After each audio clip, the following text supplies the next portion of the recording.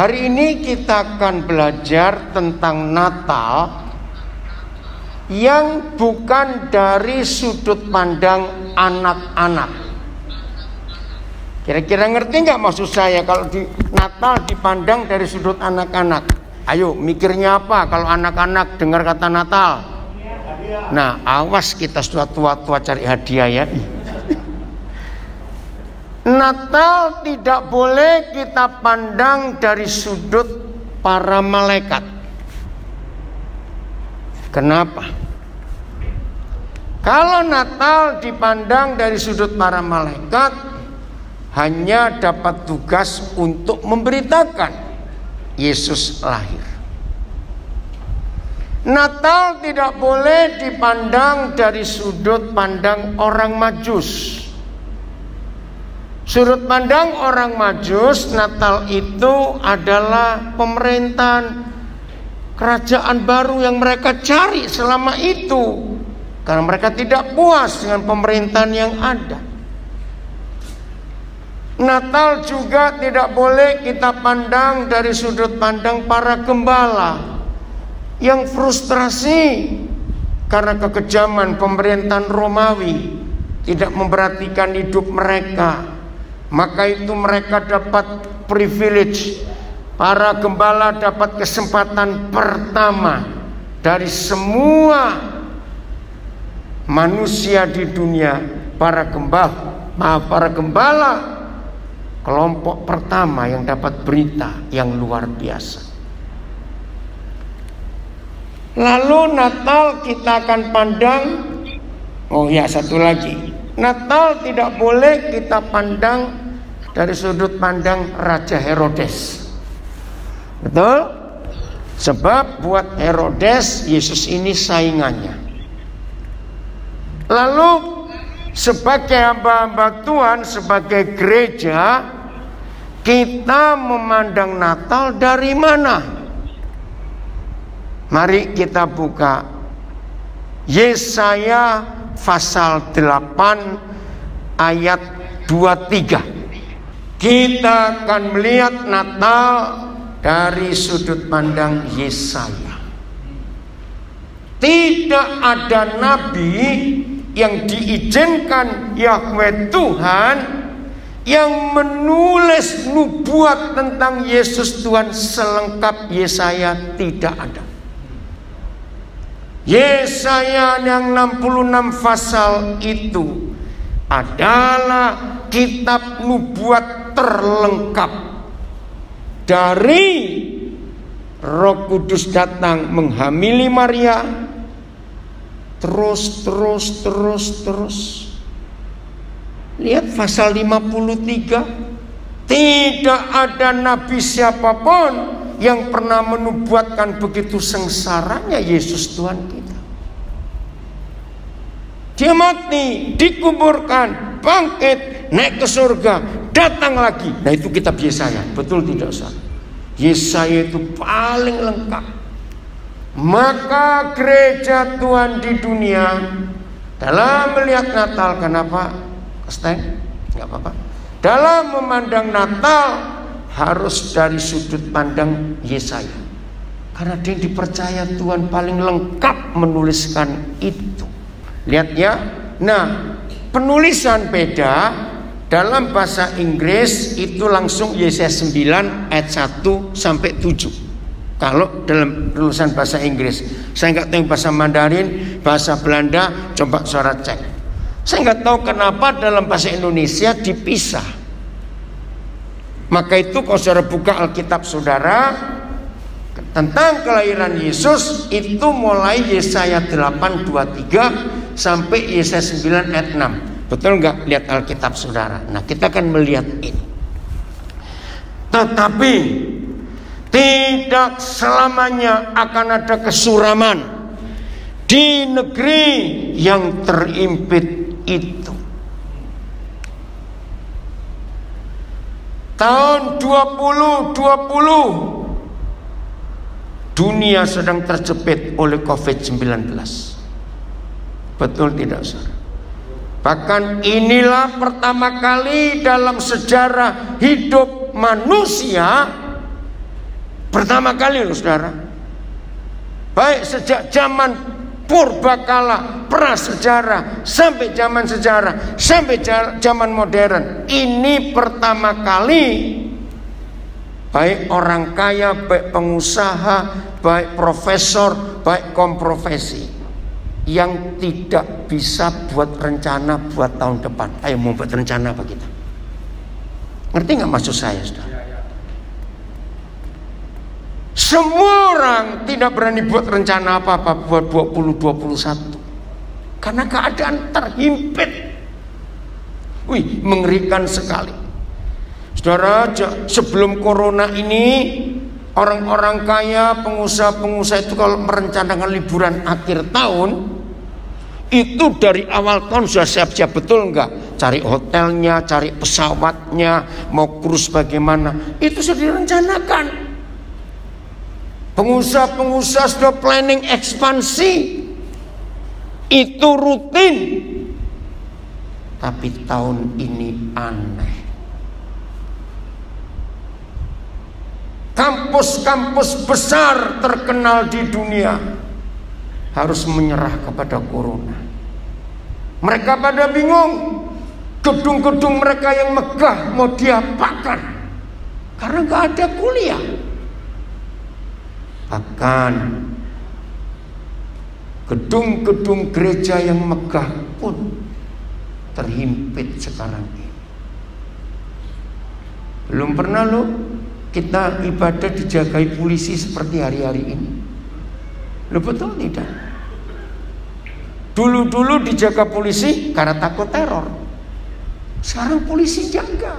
Kemarin saya ibadah di New Soho, sampai ada orang yang nangis-nangis gak boleh masuk. Memang peraturan tadi di bawah pun ada. Diawasi semua. Ngeri, saudara. Bahkan Natal ini Natal yang paling unik. Orang tidak sibuk seragam paduan suara, nggak sibuk seragam guru sekolah minggu, seragam musik, nggak ada semua. Betul? Iya, harusnya uangnya dipakai untuk yang lain. Maaf saya berkata. Corona ini harus kita syukuri. Wih, kok disyukuri? Betul. Gereja dimurnikan. Nggak ada glamor, nggak ada penampilan yang wah-wah, nggak ada. Sebelum corona, saudara, setiap Jumat sore para pemusik, WL, singer, pemain tamborin, pendeta, istri gembala sudah sibuk. Saya pikir sibuk doa, tidak sibuk mikir hari Minggu pakai baju apa. Ngaku, ayo. Sekarang ibadah di depan HP, nggak pakai baju pun nggak ada yang larang. Loh, serius betul tidak? Sambil rebahan, makan kacang, silakan.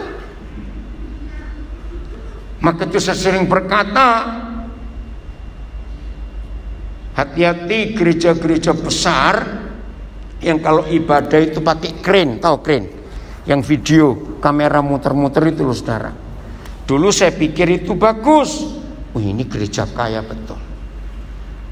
Tapi setelah corona baru ketahuan. Dengan gereja yang ada kerennya itu, maka semua yang hadir itu jadi sebagian munafik, nggak semuanya. Karena takut disorot. Jangan merem, jangan tidur, disorot itu, hati-hati.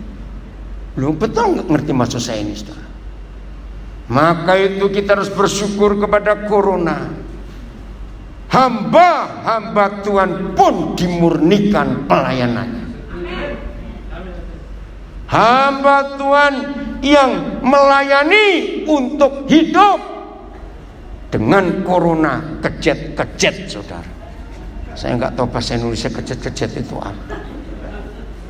Tapi hamba Tuhan yang hidupnya untuk melayani makin diangkat tinggi oleh Tuhan. Ini corona. Terimpit. Tapi puji Tuhan tidak untuk selamanya. Amin. Saya ulangi, tetapi tidak selamanya akan ada kesuraman untuk negeri yang terimpit itu. Kalau dahulu Yahweh merendahkan tanah Zebulon dan tanah Naftali, maka di kemudian hari, nah ini yang kita cari, kapan kemudian harinya itu? Ternyata waktu juru selamat itu lahir. Amin. Nah sekarang tugas kita, maka di kemudian hari ia Bapa di surga akan memuliakan jalan ke laut, daerah seberang sungai Yordan, wilayah bangsa-bangsa lain. Ini nubuat hebat. Saudara tahu, jalan ke laut seberang sungai Yordan itu Jazirah Arab. Enggak ada yang ngamen sih. Lu nggak percaya? Lu ngerti nggak maksudnya? Oh nggak ngerti. Oke, saya terangkan. Ngerti?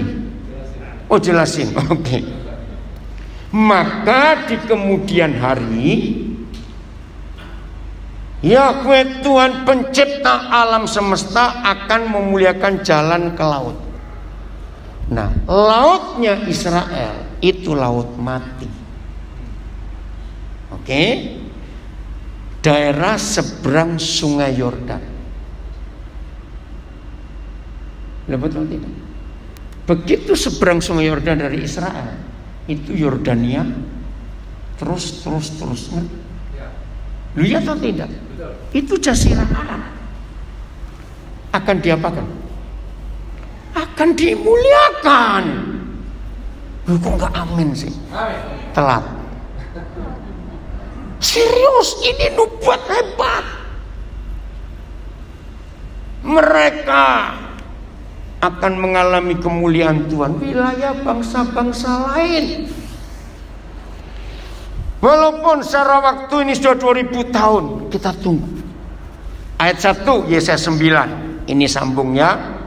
Ayat 1 Yesaya 9. Ayo kita lihat. Di mana ya bagian overhead? Oke. Kedua, setelah bangsa yang terimpit, sekarang yang kedua, bangsa yang berjalan di dalam kegelapan. Percaya sekarang ini kegelapannya pekat betul. Dalam sejarah manusia, saudara, belum pernah terjadi manusia di penjara di rumahnya sendiri, kecuali sekarang ini dilarang keluar rumah. Lu betul tidak? Kita ini di penjara di rumah kita sendiri. Gak lucu.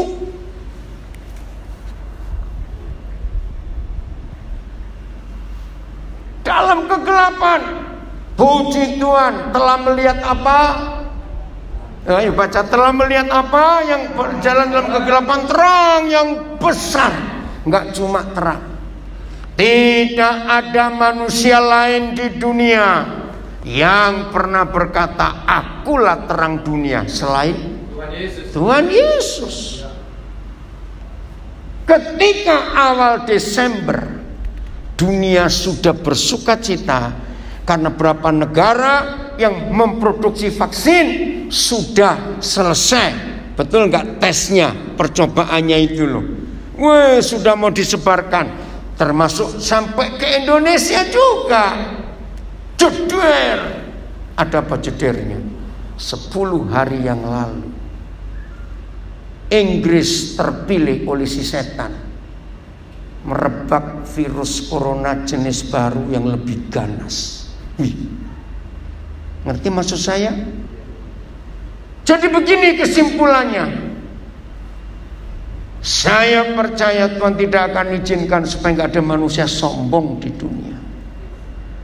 Maka itu ketika 23 April, saya nggak akan lupa hari itu, 23 April 2020, dunia menemukan obat corona yang terhebat adalah plasma darah orang yang pernah kena. Itu 23 April. Gempar, saudara. Awal November di Metro TV ada artikel apa itu, acara keren. Saya tuh pikir kaget. Begini judul acara suatu hari di Metro TV, darahku obatmu. Ayo, bingung nggak?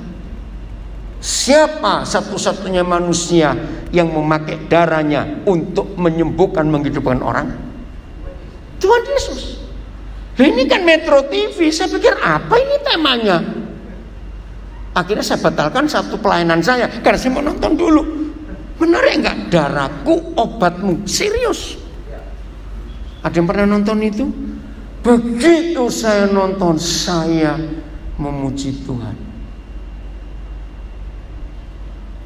Ini loh gobloknya setan. Kok nggak ada yang ngamen kalau setan itu goblok? Telat lagi, aduh saudara ini.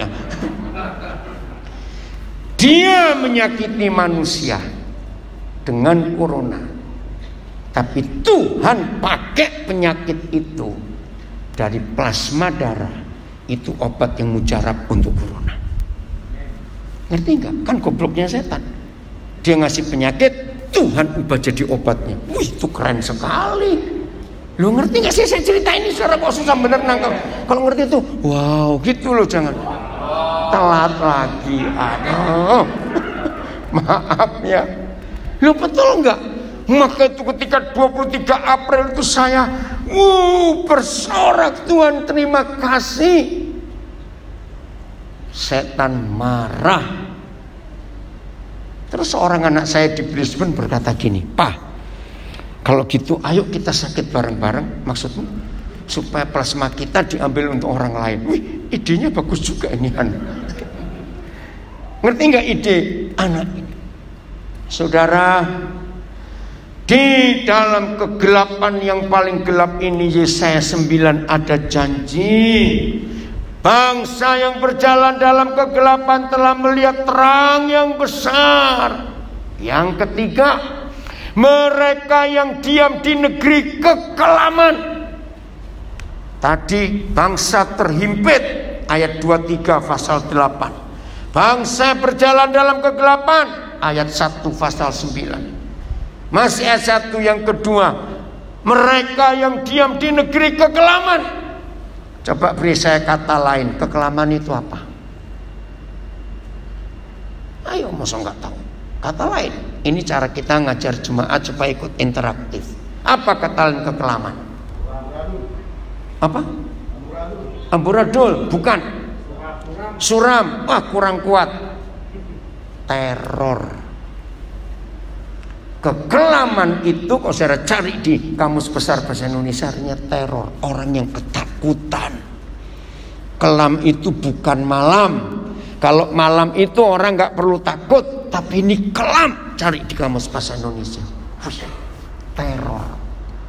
Sudah 3 ya? Ayat 2. Atasnya terang telah bersinar. Haleluya. Ada pengharapan. Wah, akhirnya begini yang Tuhan buat, saudara. Baca sama-sama ayat 2. 1, 2, 3. Engkau, ayo, bagaimana? Telah menimbulkan banyak sorak-sorak, dan engkau telah membuat sukacita yang besar. Titik koma, mereka telah bersukacita di hadapanmu. Saya sampai kalimat itu. Siapa engkau di sini? Loh, siapa engkau di sini? Tuhan Yesus. Tapi percaya tidak, setelah dia naik ke surga, tugasnya diteruskan siapa? Jangan bilang Petrus, awas. Kita. Maka saudara dan saya harus memasukkan nama kita. Ayo kita ganti aku. Ngerti ya? Baca 1, 2, 3. Aku telah menimbulkan banyak sorak-sorak dan sukacita yang besar. Mereka telah bersukacita di hadapanmu Tuhan dan di hadapanku. Berani berkata begitu? Karena kita yang membawa sorak-sorai itu. Seperti sukacita apa? Masih ayat 2. Ayo lanjut. Seperti sukacita di waktu panen. Nah, maaf, tidak semua kita petani. Tapi saya pernah besar di desa waktu masih SD di daerah Jawa Timur, Kabupaten Lamongan. Itu kalau panen, saudara, rakyat desa itu buat pesta. bisa nggak tidur berapa malam, ya, nanggap wayang kulit, nanggap wayang orang. Woi, saya ingat zaman masih kecil dulu kalau panen itu sepertinya besok nggak ada hari dah. Ada yang pernah tinggal di daerah panen, yang Sumatera, yang Toraja, tahu ya? Itulah kehadiran Yesus yang Immanuel yang kita rayakan. Lagi sekali kita belajar tentang Natal hari ini dilihat dari sudut pandang Yesaya. Dan ini salah satunya. Terus seperti orang bersorak-sorak di waktu apa? Ayo baca. Membagi-bagi jaran. Saudara tahu kata jaran? Menang perang. Oh, bangsa yang menang perang akan pesta karena jarannya dibagi-bagi. Natal harus kita berani katakan cukup untuk aku dan keluargaku, sudah cukup. Ngerti nggak maksud saya?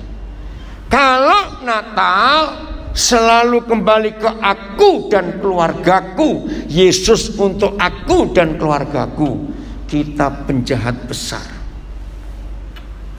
Saya pakai hukum politik, ya. Misalnya hari-hari ini di Jakarta orang sedang kesulitan air bersih, air minum sulit, misalnya begitu. Wih, orang setengah mati cari air minum, misalnya. Tiba-tiba ada satu pengusaha yang nimbun air minum, air mineral. Tunggu sampai habis betul baru dia keluarkan. Saya tanya, dalam hukum politik itu namanya apa? Ngeri loh saudara. Yang menahan bahan pokok. Bukan, itu benar-benar, tapi hukumnya hukuman mati. Oke, enggak, namanya, kejahatannya apa itu? Ngeri. Subversif, artinya melawan negara dan melawan hak rakyat. Maka itu kalau gereja menahan Yesus hanya untuk diri kita dan keluarga kita, saya pakai yang ngomong, saya nggak tahu dari sebelah mana, layak dihukum mati. Loh, betul tidak? Karena ini kejahatan kemanusiaan. Orang lagi perlu terang, sebutlah. Kalau kita menyebut Yesus, pasti nyebut apa? Keselamatan, betul? Pengampunan, sukacita, kesembuhan, damai sejahtera. Ayo, apalagi? Bukankah semua yang ada dari dan di dalam Tuhan Yesus itu adalah kebutuhan pokok semua manusia? Ya atau tidak? Lalu kita tahan. Ini kejahatan kemanusiaan, betul tidak?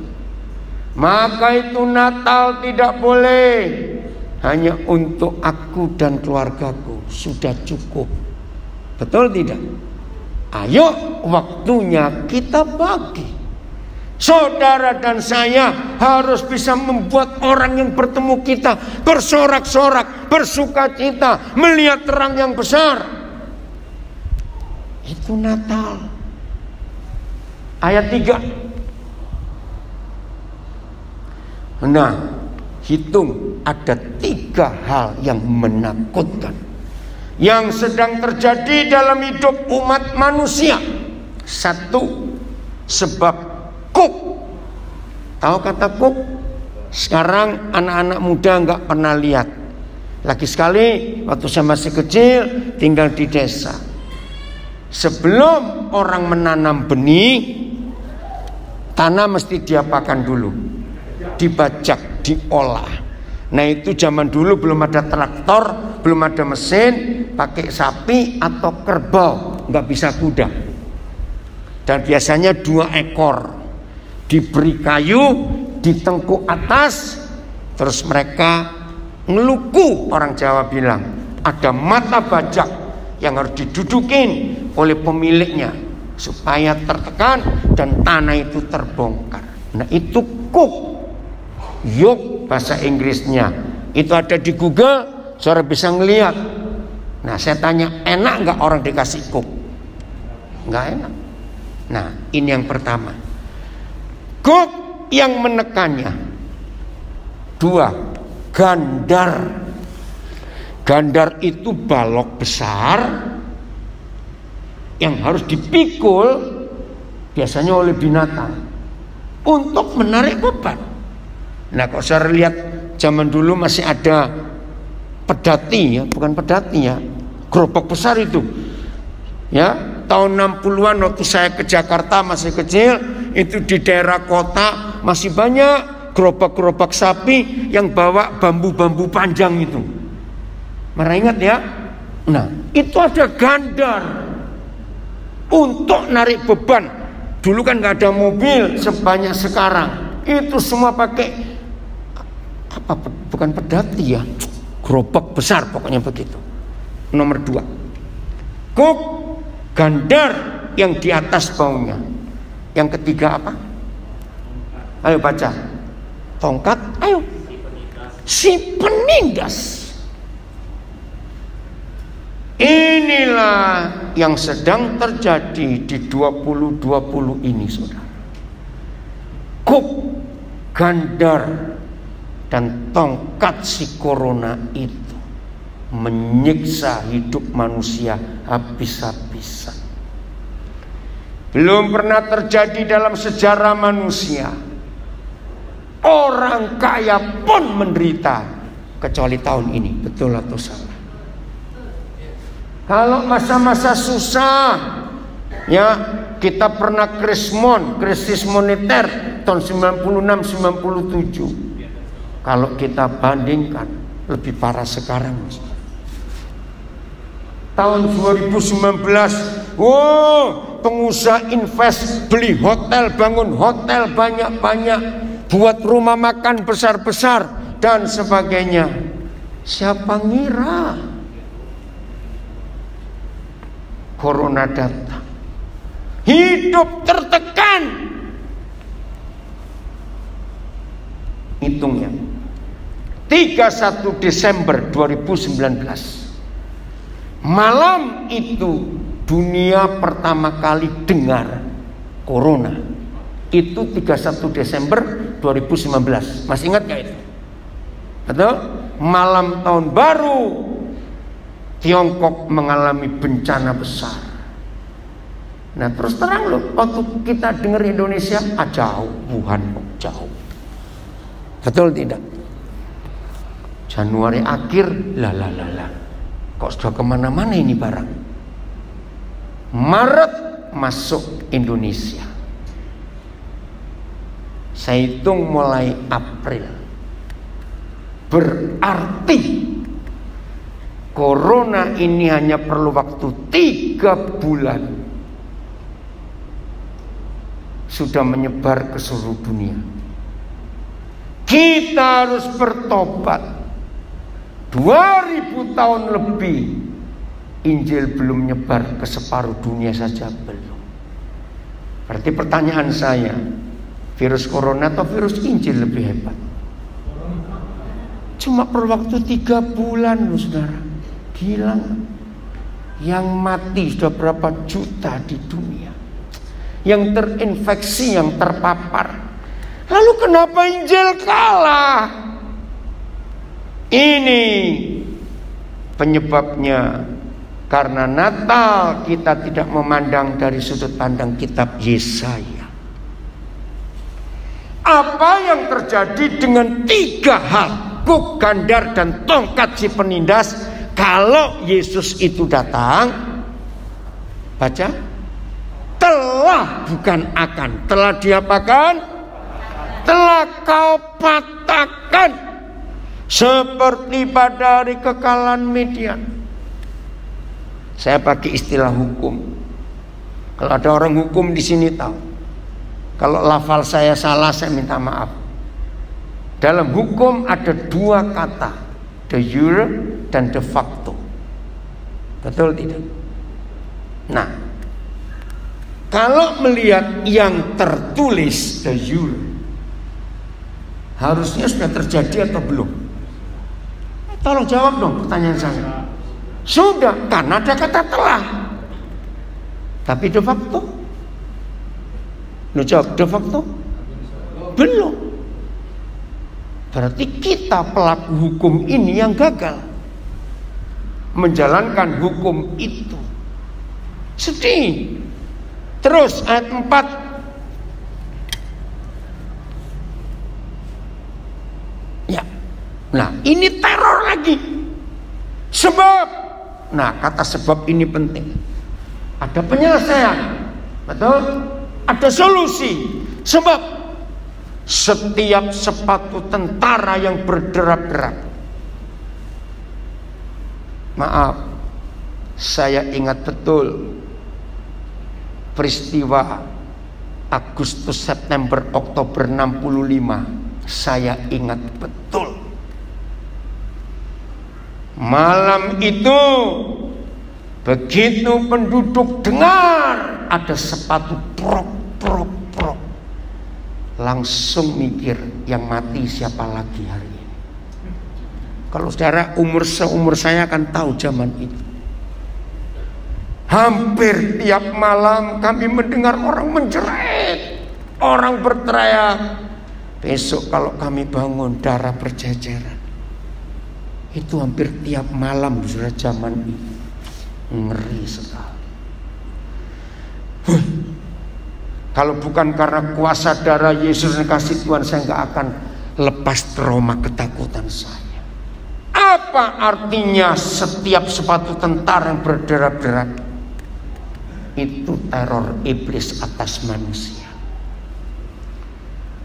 Saudara, sejak Maret akhir, ya sejak Maret akhir,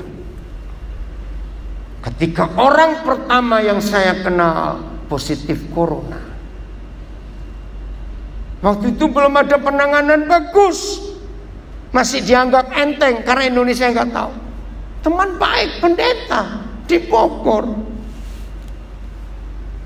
4 hari cuma panas karena nggak ada penanganan, meninggal. 24 Maret masuk, 28 meninggal. Saya kaget. Loh kok begini? Ya masih panik. Nah, Desember ini yang paling banyak, saya nggak tahu kenapa. Orang-orang saya kenal untuk Desember ini sudah lebih 20 orang yang saya kenal, termasuk beberapa anak saya yang masih ada di rumah sakit sekarang. Saya selalu menguatkan mereka yang di Australia, yang di Amerika, yang di Eropa. Waduh, saudara, saya nelponin mereka. Maaf, saya cuma cerita. Di Nabire, Papua, sinyal internet itu susah sekali. Harus pakai data pulsa itu. Istri saya bingung, bendahara saya juga bingung. Kenapa? Sejak April biaya telepon saya sebulan itu minimal 7 juta rupiah, saudara. Hanya untuk nelpon, menguatkan, menghibur, mendoakan, kirim video, kirim firman. Sebab corona ini belum ada obatnya. Obatnya itu dari dalam kita sendiri. Namanya hormon endorfin. Hormon endorfin itu menggenapi Amsal 17:22. Hati yang gembira adalah obat yang manjur.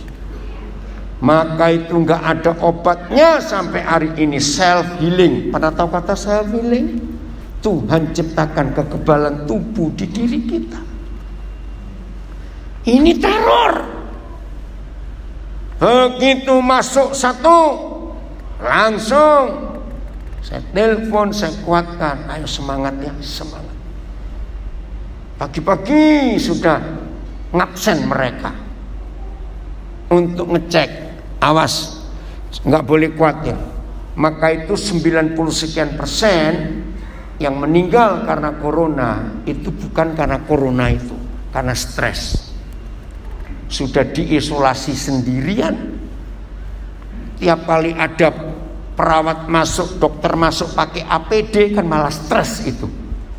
Betul nggak? Nggak kelihatan wajahnya. keluarga juga takut. Waduh, makin tambah. Sepatu tentara yang berderap-derap, itu teror si iblis. Terus, dan apa? Setiap jubah yang berlumuran darah. Kenapa kok ada jubah tentara berlumuran darah? Karena membunuh.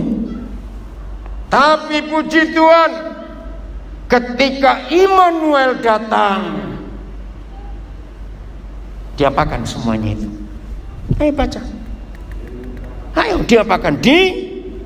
Menjadi umpan api. Wih, luar biasa bukan? Maka itu Natal membawa pengharapan, bukan untuk kita, untuk dunia. Katakan amin. Maka itu kita nggak boleh melakukan kejahatan kemanusiaan. Yesus kita borong sendiri, hanya untuk keluarga kita saja bertobat. Bagikan kepada banyak orang. Nah, ayat 5 ini luar biasa. Lanjut ayat 5. Sebab, nah saudara perhatikan, kata sebab itu artinya dahsyat untuk kalimat yang menjelaskan kontradisinya, kebalikannya, lawannya. Dari yang jelek. Sebab itu harapan yang luar biasa. Amin. Berikan pengharapan. Sebab, nah, tolong catat 3 fase ini. 1, apa? Baca. Sebab, ayo yang lain baca. Sebab, yang belakang-belakang baca dong. Kecuali buta huruf jangan baca, antara salah. Ulang. 1, 2, 3. Sebab seorang anak telah lahir untuk kita. Jangan asal baca. Ini ada kuasa yang dahsyat. Koma. Terus, seorang putra telah diberikan untuk kita. Saudara lihat cara penulisan. Maka itu jangan anggap enteng. Titik, koma, tanda baca, tanda seru, pembuka kata, tanda tanya. Karena saya percaya Matius 5, 17, 18. Langit bumi boleh lenyap, tapi firman Tuhan 1 titik saja. Titik loh saudara. Saya punya pengalaman lucu. Tahun 81, saya lupa bulan berapa. Tiba-tiba Roh Kudus ngajak saya gini, Daniel, kamu carikan ayat yang pendeta siapapun, dokter teologi siapapun nggak bisa khotbah. Saya pikir mana ada sih ayat nggak bisa dikhotbahkan. Tapi karena Roh Kudus yang minta, ya saya cari. Ketemu titik itu loh. 1 titik dari firman ini nggak akan lenyap. Ayo, siapa bisa khotbah tentang titik? Lu serius? Wah, saya begitu senang. Tuhan, saya ketemu ayat yang nggak ada bisa khotbah. Lalu titik mau dikhotbahkan apa? Kan selesai. Ya udah. Saya merasa Bapak saya cuma senyum-senyum lihat kelucuan saya atau kebodohan saya. Mei 93, saya nggak akan lupa.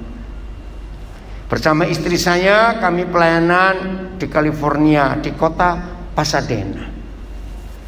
Orangnya masih hidup sampai hari ini. Kami nginap di rumah, setahu saya ini satu-satunya hamba Tuhan Indonesia yang doktornya itu 4 saudara. Dia profesor. Klik di Google, Virgo Handoyo. Nama tionghoanya Tan Englok, orang Semarang asli.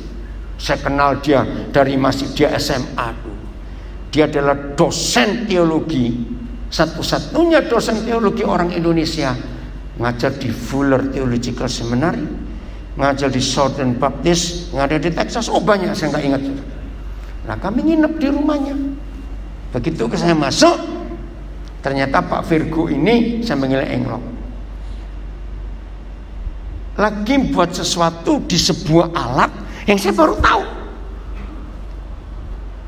Loh, ini apa? Itu notebook yang pertama kali keluar. Saya tahu notebook ya, sebelum laptop. ini notebook Koden.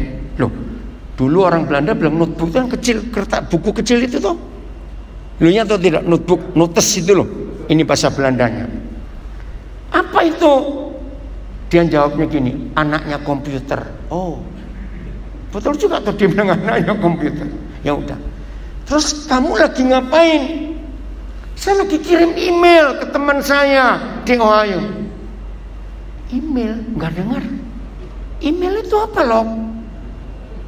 Surat listrik. Oh, saya tanya, bedanya apa dengan faksimil? Kan dulu baru faksimil. Oh beda Koden. Ini pakai internet ngirimnya. Apa itu internet? Loh 93 loh saudara, saya nggak ngerti. Kenapa ada masalah di situ? Enggak ada. Saudara perhatikan. Nah selesai dia tunjukkan kerjanya. Saya pikir hebat juga. Ya, tapi saya nggak ngerti ya udah. Nah pas mau pulang, kami pindah ke state lain. Terus dia bilang, Koden, titip email address saya. Kalau Koden ketemu anak-anak Koden di mana-mana punya email, suruh kontak dong. Saya ingin berteman. Dalam hati mikir, ketemu di mana yang punya ini? Tolong ganggu sebentar ya. Ya saya bawa email itu. Setelah sekian bulan, kok nggak ada yang tanya ya? Ya udah. Suatu hari salah seorang anak saya di New Zealand di Auckland telepon. Itu sudah tahun 93 kira-kira akhir. Ngomong, oh ya. Nah ini aku punya email. Nah ini baru denger email. Tapi janji ya jangan tertawakan saya. Awas.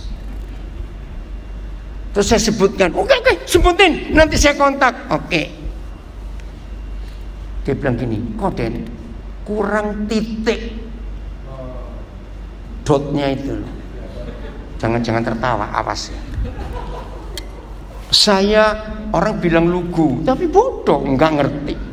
Saya ngomong gini loh, ayah, cuma titik saja kok kamu urus, kasih 10, 20 kan nggak apa-apa. Terus dia nerangkan nilai sebuah titik di dalam internet. Setelah dia terangkan panjang lebar, saya berteriak. Wih, saya nggak bisa kencang. Yesus, Engkau Tuhan. Yang bingung dia, ada apa? Sambil nangis, saya nangis. Kalau dia bukan Tuhan, tidak mungkin akan bicara tentang sebuah titik dan baru tahu nilainya setelah 2000 tahun kemudian. Betul tidak? Titik jangan dibuang. Sejak hari itu, kalau Roh Kudus menuntun saya belajar firman Tuhan, saya perhatikan titik, koma, tanda seru. Ada apa maksud dibalik ini? Saudara, ini luar biasa. Maka itu lihat penulisannya. Seorang anak telah lahir. Berarti bayi bukan? Tapi dia tidak bayi terus.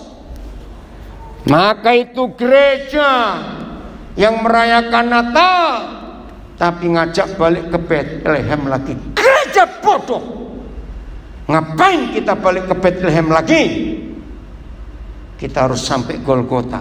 Kok enggak amin? Kalau kita belum pernah disalibkan, kita harus naik lagi dari seorang anak koma. Siapa? Tahu bedanya anak dengan putra? Berarti ada apa? Pertumbuhan. Enggak bayi lagi.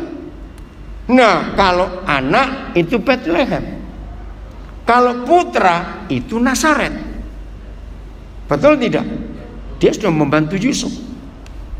Orang Israel tidak ingat kalau Yesus orang Bethlehem, karena waktu masih bayi kan dibawa pindah ke Mesir. Setelah Herodes mati baru suruh balik. Itu seumur berapa? Maka itu orang taunya Yesus orang Nazaret. Nah, belajar dari Bartimius yang buta. Kaget saudara. Nanti buka Markus 10. Ditulis begini. Ketika didengarnya, ini si buta dengar, itu rombongan Yesus orang Nazaret. Implisit jelas Bartimius tahu itu rombongan Yesus orang Nazaret. Baca Markus.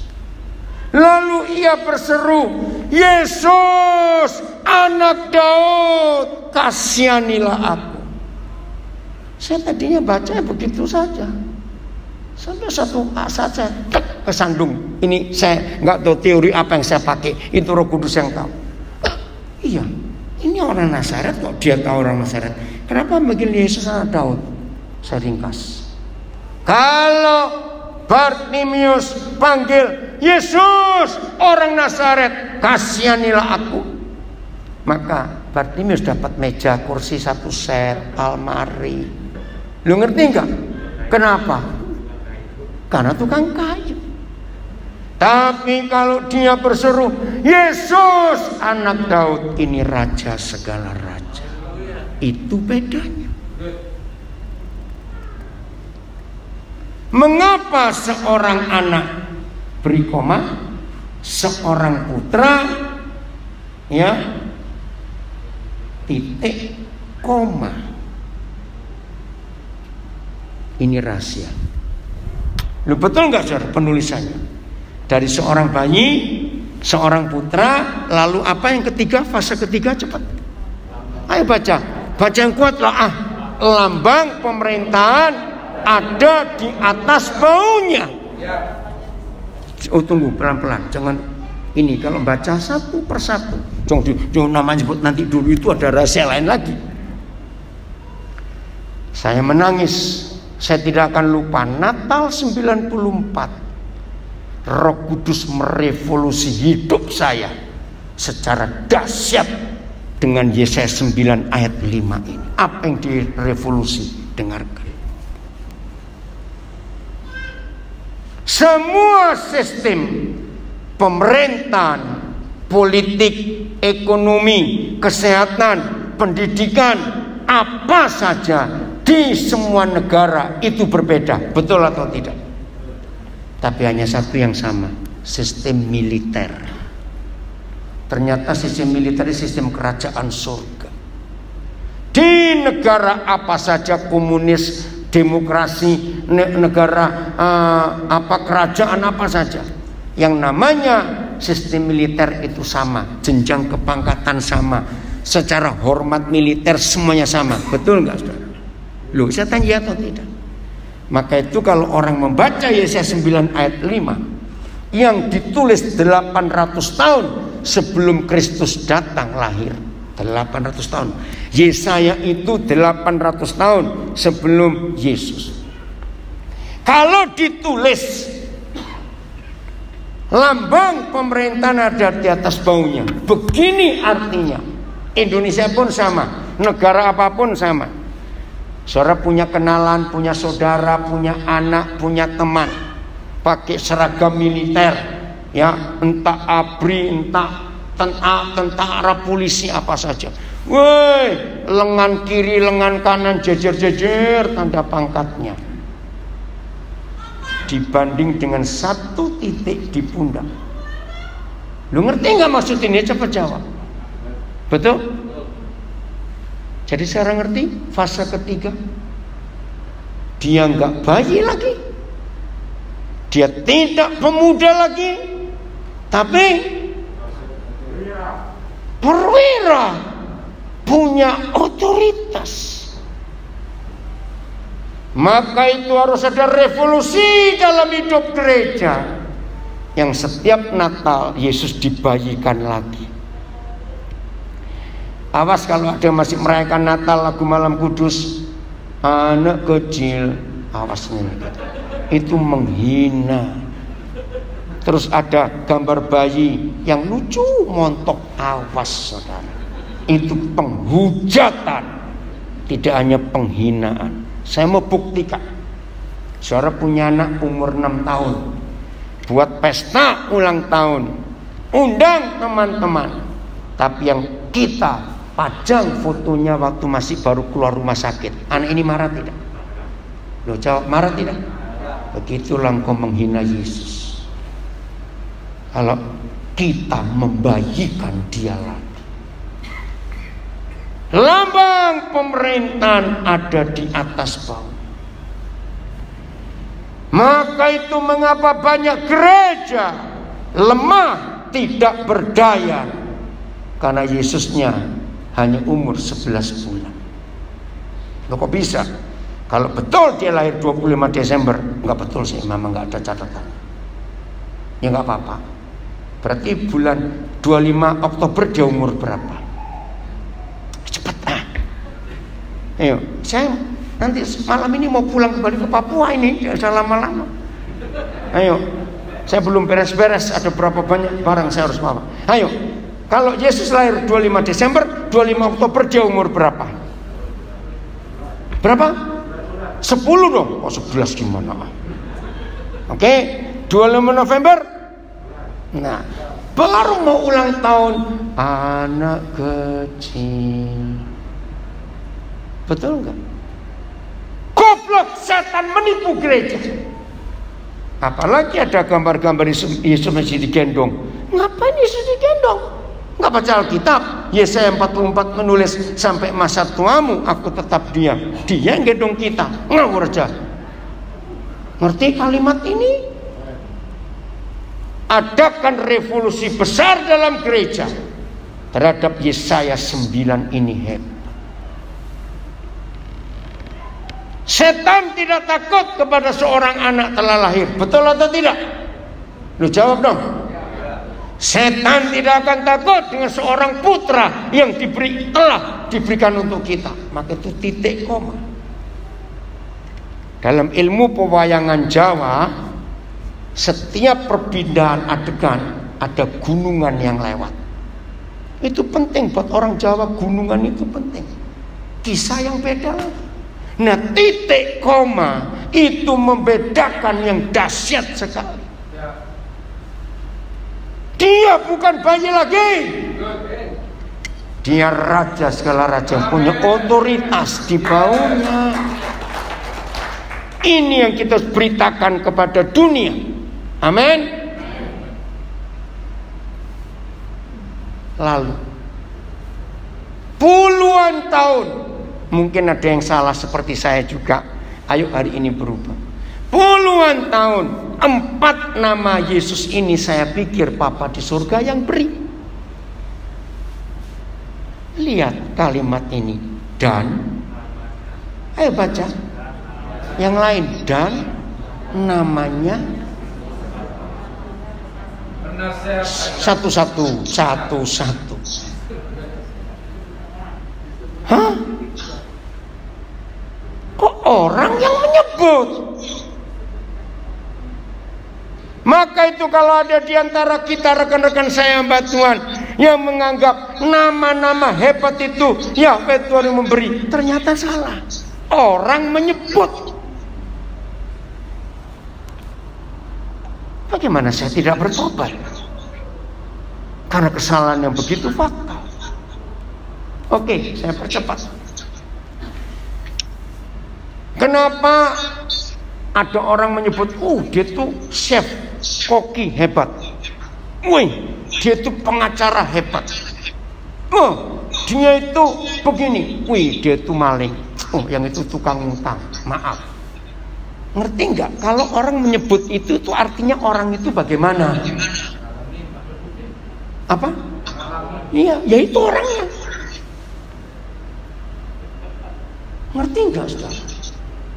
Kalau Yesus Kristus Tuhan disebut orang dengan 4 nama ini, berarti dia itu ngapain? Loh, ngerti nggak? Dia itu ngapain? Satu, penasehat ajaib. Berarti kerjaannya apa? Menasihati.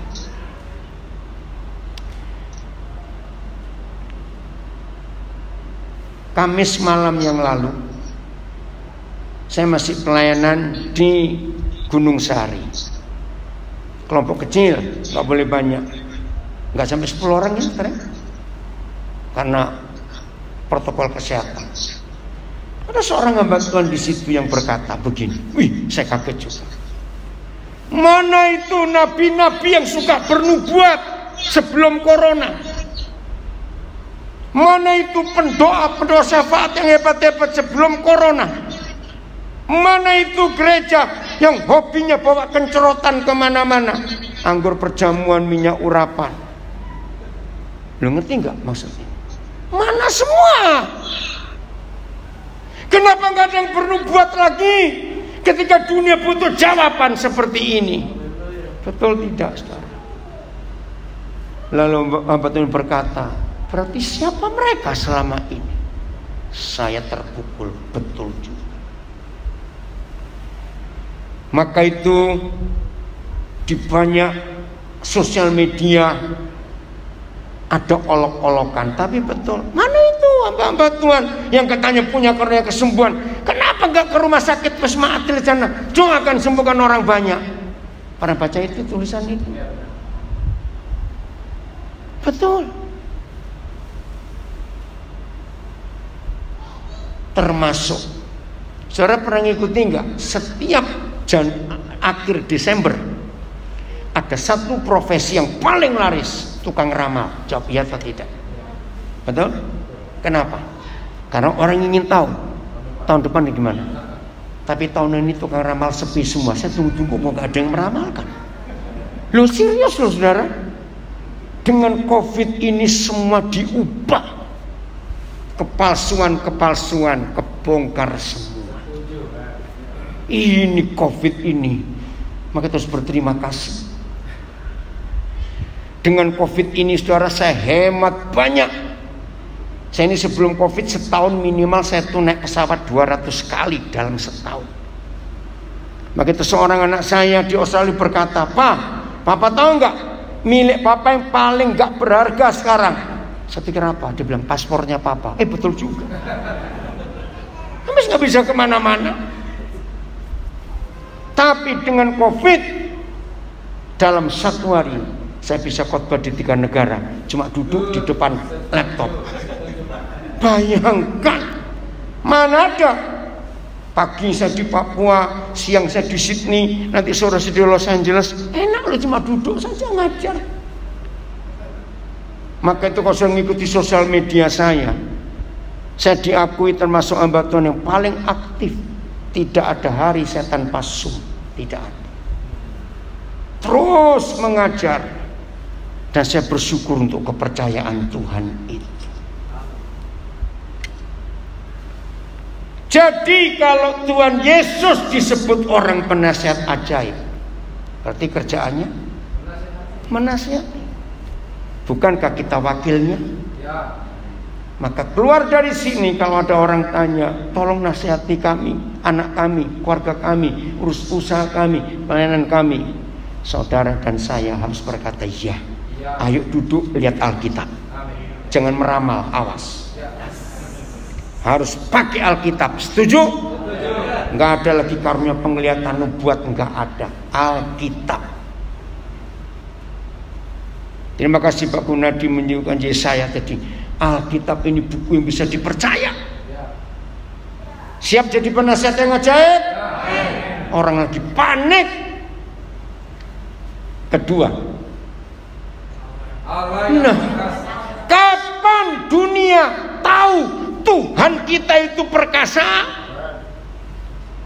Selain lewat gerejanya.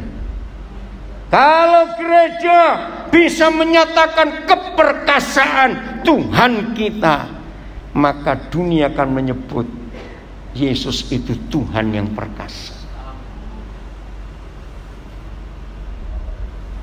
Saya nggak tahu, ada orang Blitar nggak di sini, Jawa Timur? Tidak ada ya? Di Blitar sudah meninggal. Ada pendeta namanya Bapak Pendeta Ajaib. Betul-betul namanya ajaib, saudara. Nah, saya pertama kenal, saya tanya, orangnya suka guyon, suka tertawa. Begini loh ceritanya dulu, waktu saya masih muslim, ya saya kerja itu tukang di daerah Blitar kan banyak gunung kapur. Ya, lalu dia kerja ngangkut kapur. Itu kan panas, saudara ya. Nah, satu hari waktu dia lagi nurunin kapur dari truk, temannya yang bawa nggak tahu bagaimana, yang sopir nggak tahu kalau bapak ini, saya nama kecilnya siapa, bukan ajaib, tiba-tiba truknya diangkat, dia ketimbun gamping, saudara, harusnya mati, saudara. Wah, orang panik. Wih, hidup dia. Sejak itu bilang Pak Ajaib. Sampai dia meninggal setelah jadi gembala, namanya tetap pendeta ajaib. Wah, ajaib betul. Nah, ini contoh. Kapan dunia akan tahu Tuhan kita perkasa? Lewat kita. Yang ketiga, Bapa yang kekal.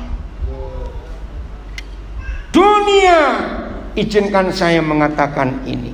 Kalau saudara setuju katakan amin. Dunia tidak butuh gedung gereja lagi zaman sekarang. Dunia nggak butuh khotbah-khotbah yang spektakuler.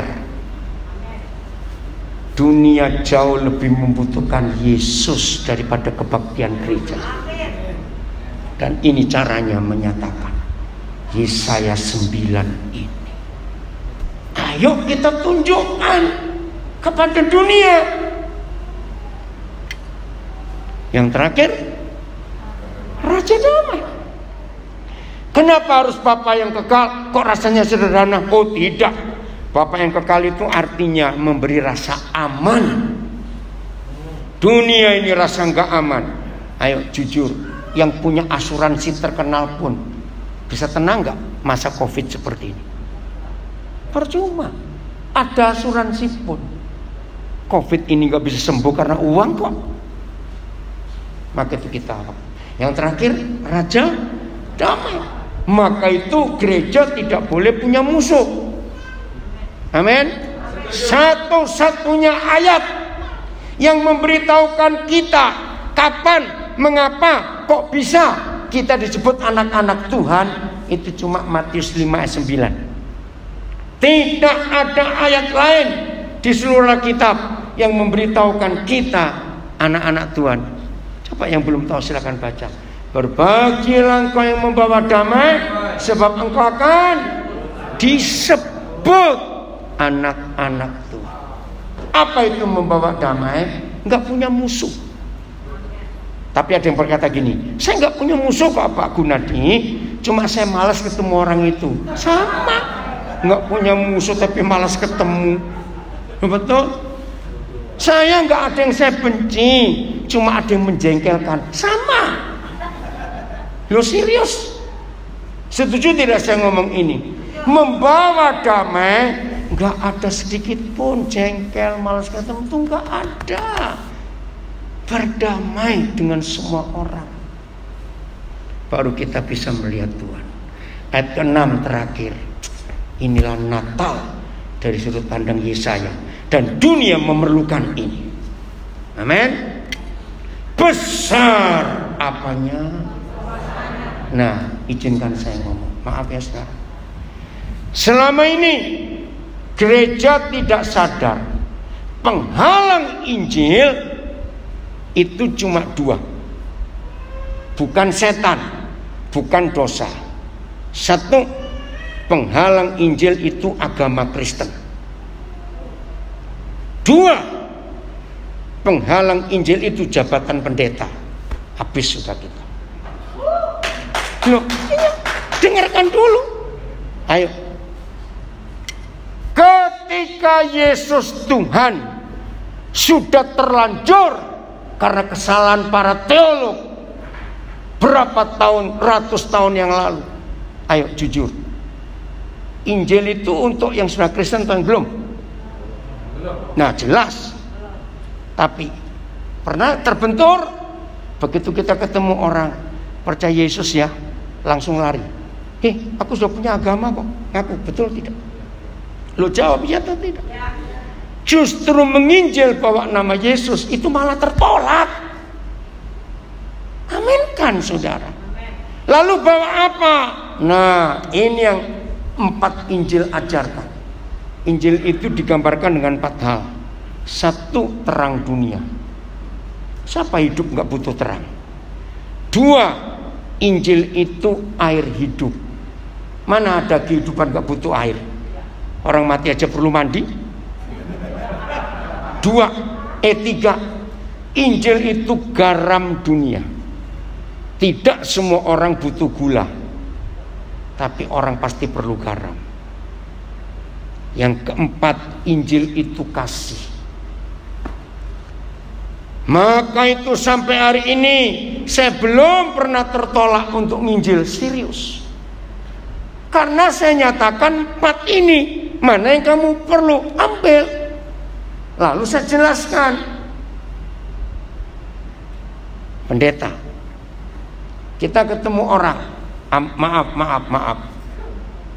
ketemu pengusaha aja lah. Apa sih kesan pengusaha begitu dengar saya pendeta? Ayo ngaku jujur. Nah itu dia. Ampun Tuhan, ampun. Loh betul tidak? Jadi profesi pendeta itu sudah hancur jelek. Aduh. Maaf lo ya. Loh ini fakta lo, jangan tersinggung, betul? Nah, orang yang bukan Kristen, begitu kita mengenalkan saya pendeta, langsung ciut hatinya. Loh ya atau tidak, cepat jawab. Maka itu musuh Injil bukan setan, tapi agama Kristen dan status pendeta.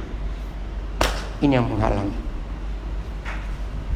Saudara, kenapa ada pendeta? Karena dulu pengaruh Hindu kuat di tanah Jawa. Maka menyebut dulu Belanda sebut domini. Nah kata domini itu buat orang Jawa asing. Nah pandito, nah nama itu yang dipakai. Jadi nggak ada di Alkitab. Besar kekuasaannya dan cepat. Damai sejahtera tidak akan berkesudahan. Di mana? Di atas takhta Daud dan di dalam kerajaannya, karena ia mendasarkan dan mengokohkannya dengan keadilan. Sudah selesai atau belum? Nah itu dia. Dan kebenaran dari sekarang sampai selama-lamanya. Ini yang saya suka. Apanya Tuhan? Baca apanya Tuhan? Kecemburuan Yahweh semesta alam akan melakukan itu. Dia cemburu kepada siapa? Di masa Covid ini. Pertama, Bapa di surga cemburu kepada Covid-19. Sebab mereka lebih hebat dari kuasa Injil. Betul tidak? Tuhan cemburu. Yang kedua, dia cemburu karena banyak orang mati belum terima Injil gara-gara Covid. Jadi kalau kecemburuan Tuhan mengikuti hidup kita selama 2021, hidup ini luar biasa. Maka itu mulai hari ini saudara, mari kita menjadi pelaku firman. Amin. Genapkan Yesaya 8:23 sampai Yesaya 9 ayat 6. Selamat Natal, selamat tahun baru, Tuhan memberkati dan jadilah gereja yang benar. Haleluya.